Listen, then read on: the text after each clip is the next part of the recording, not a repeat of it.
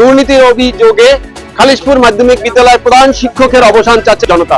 শিক্ষা নামে দুর্নীতি কখনো বাঙালি জাতি মেনে নেবে না, আর এই দুর্নীতি যিনি করে তাকেও মেনে নেবে না। দর্শক, আজকের এই মানববন্ধনের মূল বিষয়টি আপনাদের সামনে তুলে ধরবো।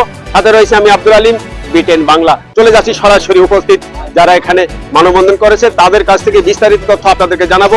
সাথে থাকবেন, লাইক কমেন্ট শেয়ার করে উৎসাহ দেবেন।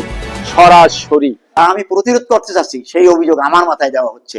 আমরা সবাই এলাকাবাসীর দাবি, এই প্রধান শিক্ষকের যত অপকর্ম, এই যে মাঠের তালাবদ্ধতা, আমরা ওপেন চাই। আমরা যারা মুরব্বী, স্কুল স্টুডেন্ট যারা এখানে খেলাধুলা করতে পারতেছে না, এই তালা খুলে দেওয়া হোক আর এই প্রধান শিক্ষককে অপসারণ করা হোক। গেট আটকায় দেয়, আমাদের ভিতরে ঢুকতে দেন না।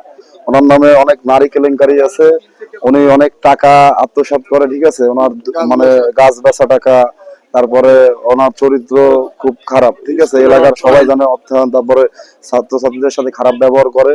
তারপরে গাছের যে কাঁঠাল আছে, কাঁঠাল মাঠাল এগুলো বেচে নিজের ফান্ডে নেয়। তারপরে আপনার ভিতরের গাছ বিক্রি করে ওইটাও নিজের ফান্ডে।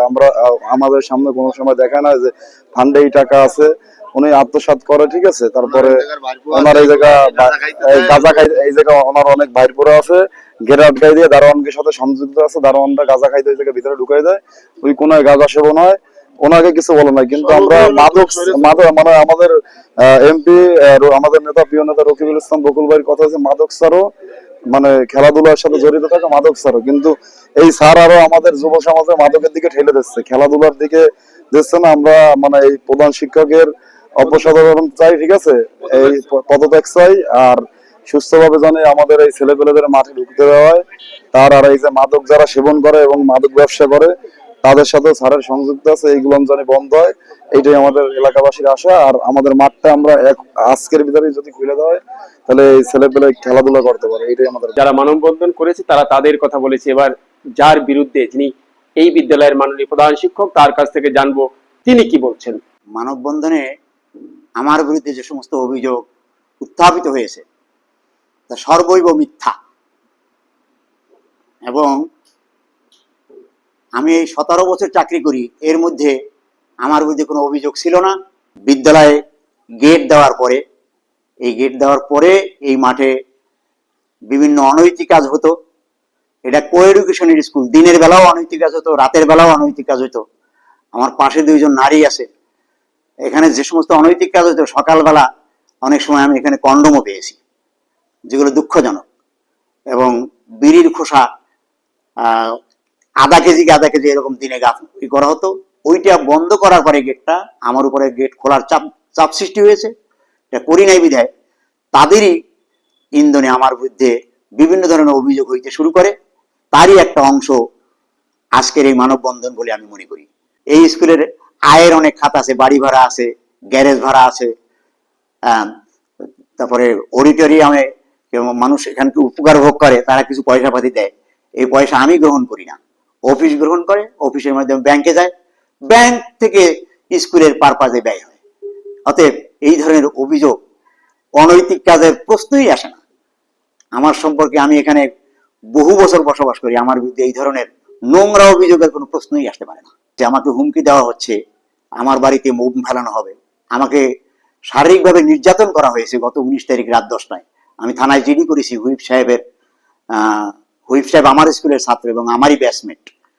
তিনি অত্যন্ত দুঃখ পেয়েছেন আমার গায়ে শারীরিকভাবে আঘাত করার কারণে, এবং আমাকে আজকের মানববন্ধনে আমাকে হুমকি দেওয়া হয়েছে 3 কর্মদিবসের মধ্যে আমার বিরুদ্ধে ব্যবস্থা নেওয়া হবে, অপসারণ করার ব্যবস্থা নেওয়া হবে। তা আমি মাননীয় হুইপ সাহেবেরও সহায়তা চাচ্ছি, এলাকাবাসীর সহায়তা চাচ্ছি। বর্তমান ম্যানেজিং কমিটি নাই, কিন্তু প্রাক্তন ম্যানেজিং কমিটির সদস্যদের কাছ থেকেও আমি সহায়তা চাচ্ছি, যেন আমি এখানে আমার বাকি অল্প কয়েকটা দিন চাকরি আমি যেন সুস্থভাবে চাকরি করতে পারি। আমার কাছে যে আঘাত করা হয়েছে, আমি চাইছিলাম যে বেমালুম এটা কাউকে জানাবো না, কিন্তু জনগণের ভালোবাসার কারণে, এলাকার সাধারণ মানুষের ভালোবাসার কারণে এই খবরটি আমাদের হুইপ সাহেবের কাছে চলে গেছে। যার ফলে হুইপ সাহেব জানার পরে আমাকে ডেকে বিষয়গুলো জানিয়ে তিনি অত্যন্ত দুঃখ পেয়েছেন, কষ্ট পেয়েছেন। এজন্য হুইপ সাহেবকে ধন্যবাদ জানাচ্ছি, এবং তিনি যেন বাকি বিষয়গুলো দেখভাল করে এই অনৈতিক কাজ যারা করলো, আমার বিরুদ্ধে যারা মিথ্যা অভিযোগ করলো, তাদের বিরুদ্ধে একটা সুন্দর সাবলীল সমাধানমূলক ব্যবস্থা নেন, এই আবেদন জানাচ্ছি এলাকাবাসী এবং তার কাছে। স্কুল মাঠে গেট দেওয়ার আগে যে অনৈতিক কাজগুলো হতো সেগুলো বন্ধ করার কারণে তারা ক্ষিপ্ত হয়ে তাদের কিছু অংশ হয়তো আমার বিরুদ্ধে এই অনৈতিক কার্যের মিথ্যা অভিযোগ আমার বিরুদ্ধে দিয়েছে। আমি এলাকাবাসী এবং সারা দেশের শিক্ষক সমাজের কাছে দাবি জানাচ্ছি তারা যেন আমার পাশে থাকেন। আমি অবশ্যই এর প্রতিকার চাই। একটা যা যা আমি প্রতিরোধ করতে চাচ্ছি সেই অভিযোগ আমার মাথায় দেওয়া হচ্ছে, যা অত্যন্ত দুঃখজনক, অত্যন্ত হৃদয় বিদারক এবং কষ্টদায়ক বলে আমি মনে করি।